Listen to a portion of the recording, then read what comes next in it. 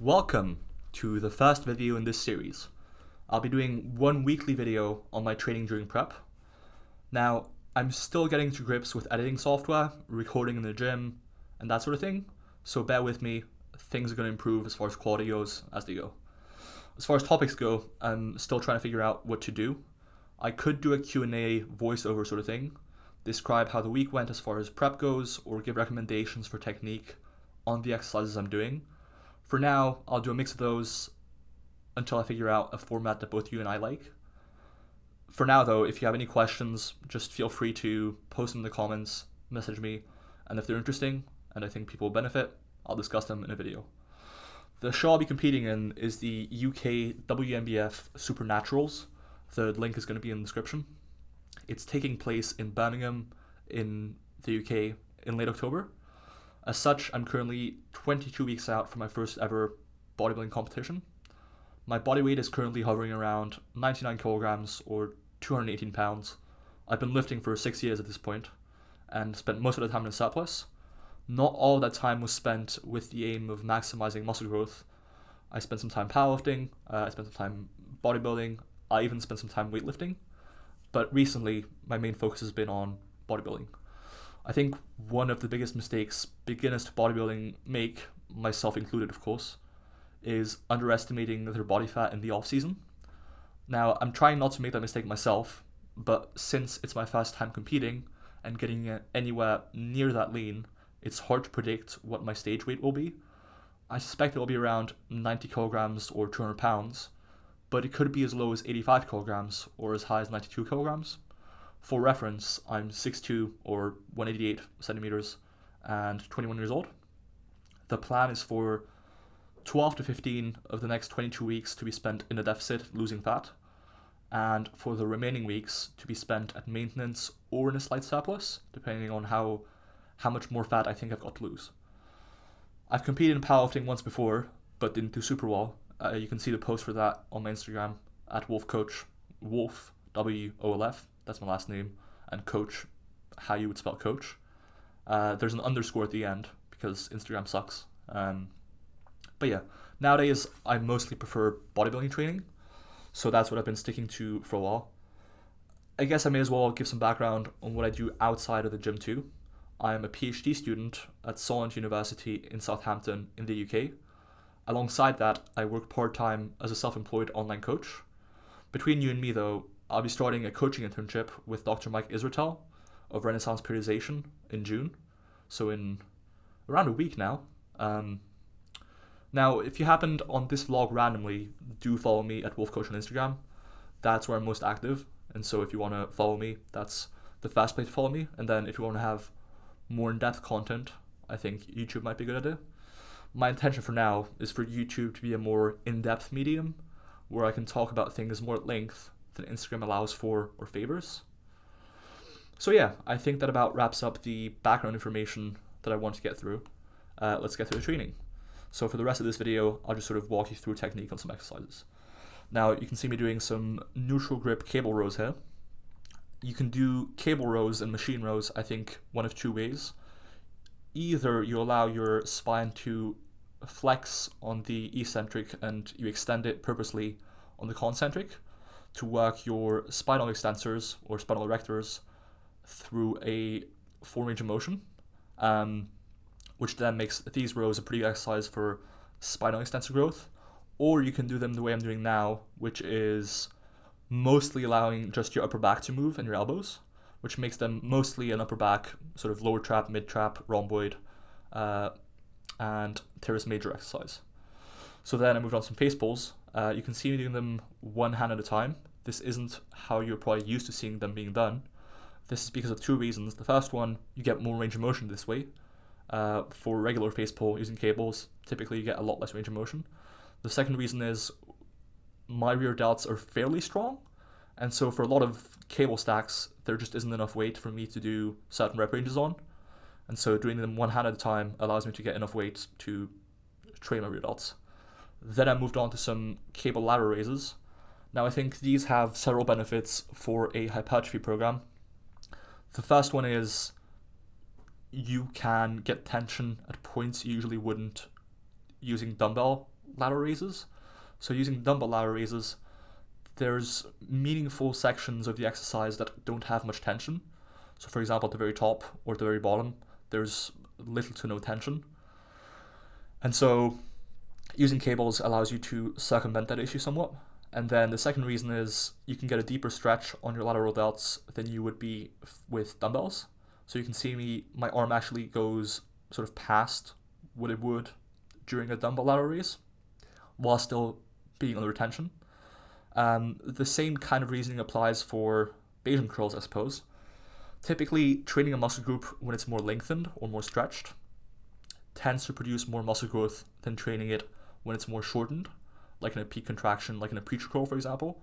And so in this exercise, by having your shoulder hyperextended, i.e. your arm is behind you, you're lengthening the bicep more because the biceps also inserts at the shoulder. And so because it's more lengthened, that likely makes this a better exercise for muscle growth than, for example, a preacher curl. And yeah, that same principle applies to probably all body parts. So yeah, then I moved on to some shrugs. There's nothing particularly exciting about these. I think one mistake a lot of people make is thinking they should use more weight than they really should. So I used to do cheat shrugs with 4 plates on each side. It mostly just got me a lot of fatigue, but not much more stimulus for my traps. So yeah, then my next session, I started off with some high bar squats. My stance is narrower than most people. That's just what I find most comfortable and what I can get a lot of range of motion for my quads with. And yeah, you can also see the tempo is fairly controlled, and I pause at the bottom on each rep. The reason for that is mostly the same one I described a second ago, where training a muscle group at longer lengths tends to produce more growth. And so pausing at the bottom and spending more time per rep in a more lengthened position and more effort there and more tension there might make it a bit better for muscle growth. So yeah, just something to consider. I think it makes sense for exercises like squats, split squats, benching, lat pull downs, where you do have a lot of tension at the top, but it probably doesn't make much sense for exercises like dumbbell lateral raises, where A, you don't get a meaningful stretch on the lateral delts in the first place, and B, there's not much tension there. But exercises like split squats, for example, like you can see me doing now, there is a lot of tension at the bottom, and the glutes are pretty stretched out, and so I think it makes sense. I used a bench and a step to make sure I got full range of motion. I can go pretty deep because I'm fairly flexible, but you might not be able to go quite as deep. But yeah, then I moved on to some leg extensions. Leg extensions can be useful in a hypertrophy program. They definitely shouldn't be the main exercise for the quads, but the way in which they're useful, the ways, I suppose, are twofold. The first one is it allows you to train your quads with little spinal extensor fatigue. So most other exercises, like hack squats, high bar squats, they involve your core. And so training your quads using those exercises tends to fatigue those areas as well. But then leg extensions don't. And so if you already have a lot of fatigue in your program from squats, deadlifts, etc. for your erectors and core, then adding in leg extension might be good. The second reason is most quad exercises don't really put much tension on your quads near the lockout position, whereas leg extensions do. And so if you want to maximize overall quad growth, it might make sense to have some sets of leg extensions in every now and again. Then I moved on to some seated leg curls. The same reasoning applies here as for Bayesian curls, where training a muscle group at longer lengths tends to produce more growth. And seated leg curls, because the hamstrings insert at the hip, put your hamstrings into more of a lengthened position than lying leg curls. And so this was actually studied a few months ago in a study where they compared seated leg curls to lying leg curls, and essentially seated leg curls led to more growth for the heads of the hamstrings that insert at the hip. And the reasoning for why that might have happened was because the hamstrings were more lengthened. So yeah, then moving on, next session started off with some machine benching.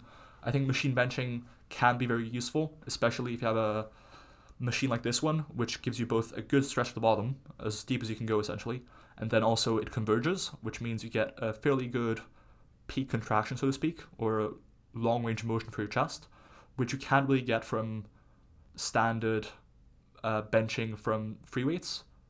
So, for example, you might not be able to get much of a peak contraction with free weights, because at some point the lift stops. And also with free weights, oftentimes your rep stops before you get a full stretch on your chest because the bar hits your chest. So yeah, I think machine benching can be very useful for chest growth specifically. Then I did some overhead pressing, as you saw, seated, and then some push downs, and now some calf raises. I think single leg calf raises are quite useful because they don't require much equipment, they don't require much warm-up time, and they don't fatigue you. They don't fatigue your core the same way doing heavy calf raises with both legs with a barbell on your back, for example, would. And so I think they're a pretty good option as far as heavy training for your calves go. I think using single leg calf raises for heavy work and machine work, or two-legged calf raises for higher rep work can work pretty well. Occasionally, I'll hold on to some weights to make it a bit harder if I'm trying to get lower reps or if it's too easy. But you can also just use body weight and it should get you in a decent rep range. Then next session, I started off with some overhand lat pull downs.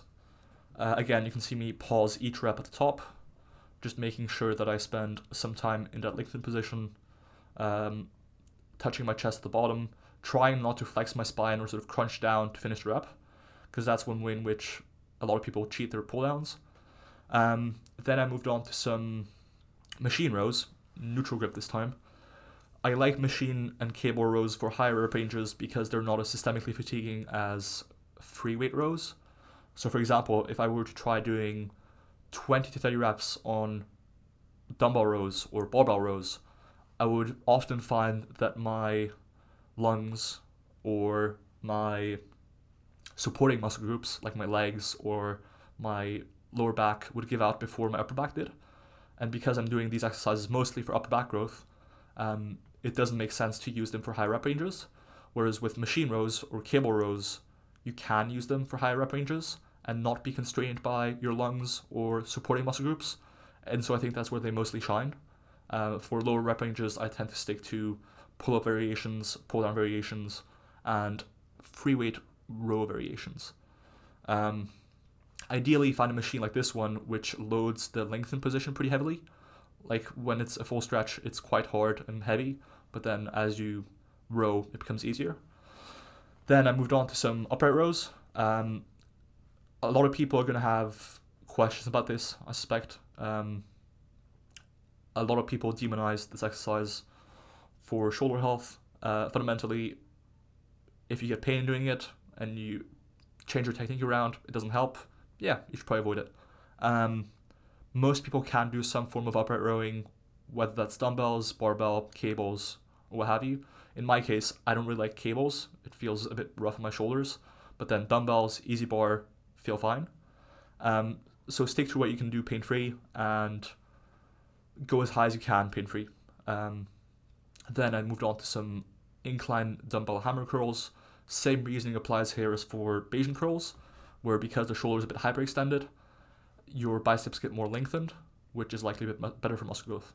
I think doing most of your isolation bicep work in that more lengthened position, using either incline curls or Bayesian curls, is a pretty good idea. Doing some preacher curls, for example, is fine, but I think most of your work should come from more lengthened exercises.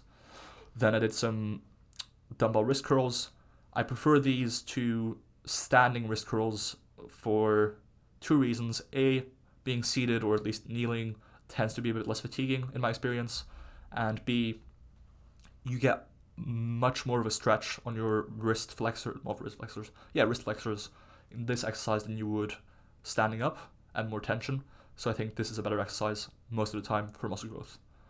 But yeah, that about wraps it up for this video. I hope you enjoyed it and you found it useful. If you did, please do like the video, comment below with any questions you have for future videos or any suggestions. And yeah, subscribe as well if you want to follow along. I hope you found that useful, and I'll see you again next week.